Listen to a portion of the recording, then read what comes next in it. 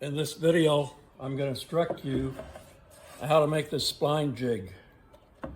It's a combination of about 3 different spline jigs I found on YouTube, plus a feature I added. The main feature on this jig is you can insert your block, and the bottom won't touch the tabletop. I didn't want that. It's 3/8 of an inch high, which gives you the possibility of looking under with the saw blade up, and you move your fence this way if you want by doing that, or of course you can always measure it. Another thing I did, like a lot of the people did, they have a single piece of wood here up against the fence, and they have some support here. Some of the videos on YouTube, they have this piece of wood with a U, so it fits on over the fence, hugs the fence, and nothing here. Well, that's great until you replace your fence, and I didn't think it was very stable, so I'd like to have the leg over here. Another feature I added was this basically will cut any size box until you get to the smaller boxes. So what I did to compensate for that, I got this piece here, which if I'm doing a small box, I just insert it and makes my hole smaller. And the last feature that I came up with after watching all the videos, after you cut your spline, your saw is visible really close. And I was worried about that. I like safety. So what I did, I put a piece of plywood back here. That's my safety panel. I should never be able to get to that blade. So that's the feature I really like. Like I said, I didn't see one of this on any of the YouTube videos. So let's get started. I'm going to be making this jig out of poplar wood. I would have preferred to use Baltic birch or apple plywood, but I didn't have any. First piece you want to cut is a piece that goes along the fence. I went ahead and marked it so I can, for the video it'll be easier. The piece is going to be 19 inches long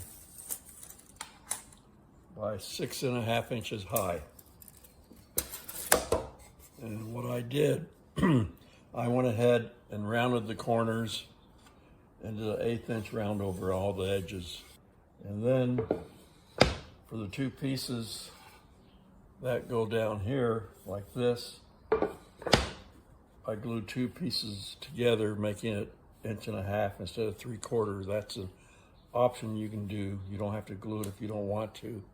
But I did it because I like the nice, give me a larger flat surface to glue onto. And these 2 pieces are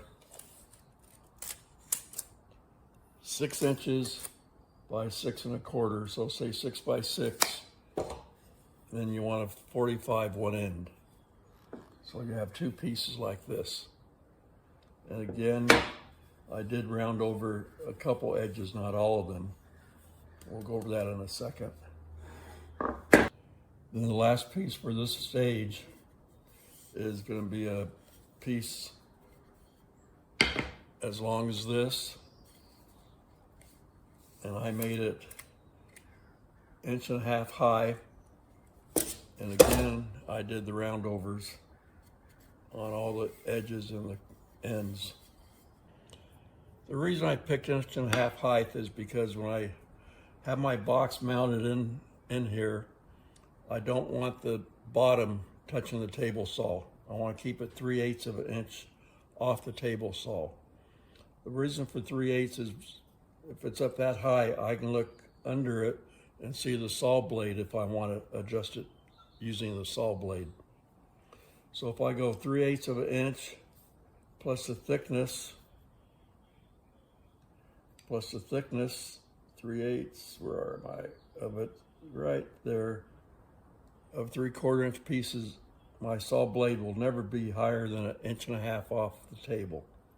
So that's why I picked the 1.5 inches. I want to keep my saw blade as low as I can.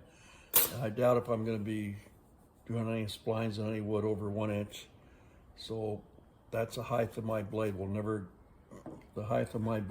cut. through these pieces. It'll always be under. So the next step then is take your piece of 1.5 inches and line it up next to your piece for the fence and draw a line. And then take your tape measure, come in 6.5 inches and mark this point. Take a 45, put it on the point, and then go ahead and draw that line. And that is going to be where, see how I can do this, and that's where this piece is going to go. So I went ahead and outlined this piece. I pre-drilled some holes here, so I'm going to glue it, then come from the back side and put some screws in to pull it tight instead of using a clamp. And then I'm going to, after it's all dry, I'll take the screws out. I'll put dowels in. When you glue this up, make sure you take a 45. Make sure it's lined up perfect. And these we can't mark until after we get this piece in. Before you glue this piece on, take an 1/8 round over this top, these edges here only, the two sides.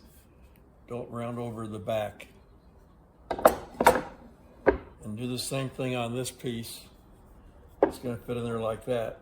Round over this edge and these edges.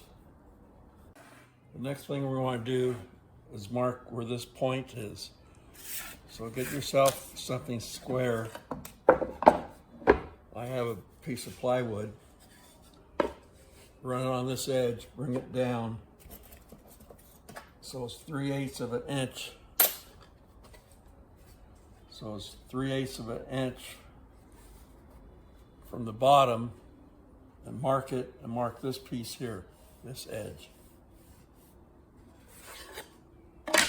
That edge is going to be where that piece goes. So go ahead and do that, and then glue this piece in. After you get this piece glued in, then we're going to glue this bottom piece in. What I found out is, originally, I was going to have this piece go out as far as this, but then after looking at it, I decided there was really no need for it to go out that far. So I cut it short, rounded it off, but I left it this long. What I did with this was I pre-drilled a couple holes in the middle and the bottom, and I put glue and I used the screws to pull it up tight, because it's kind of hard to get a clamp on there. The next step is optional. I did it because of safety. When you're pushing this through, the blade's down here coming through. If you look on YouTube, sometimes the blades are really high and they're out far. So what I want to do is, I got a piece of 1/4 inch plywood here. I'm going to go ahead and attach it to the back like that. So what I ended up doing, I glued on a couple pieces of wood here, 45 them in, so it looks nice. I used super glue on it. I got myself that 1/4 inch plywood, cut it to fit, and it's going to go right there. So I really don't have to worry about the blade after that's done. I'll super glue this in, or I may use wood glue. And after everything's dry, I'll remove all these screws I have. I'll re-drill and put dowels in. We're all done now. Came out real nice. I put my dowels in the bottom, put my dowels on the back side. It looks really good. Got my safety plate on. I think it turned out real nice. But like I said, there's one more thing I want to talk to you about. And if you notice, I have a couple holes drilled here. The trouble with this jig is if you It'll work on just about any size you want box, except if you're making short ones, say 2 inches or, not very wide, then you're gonna have trouble with it falling through. So to compensate for that, I had this piece of particle board 1 inch thick. I went ahead, put a couple dowels in, centered them, lined it up, drilled here, put a thumb tab on it. So what I can do, I take, and 45s of course, I take it, put it in the hole, and now I can do small boxes. To get it out, just grab the bottom, take your thumb hole, pull it out. So the only thing left I have to decide, you have to decide, is are we going to finish it with polyurethane or what? I don't know. I'll decide. Hopefully you enjoyed this and you use it a lot. Thank you for watching.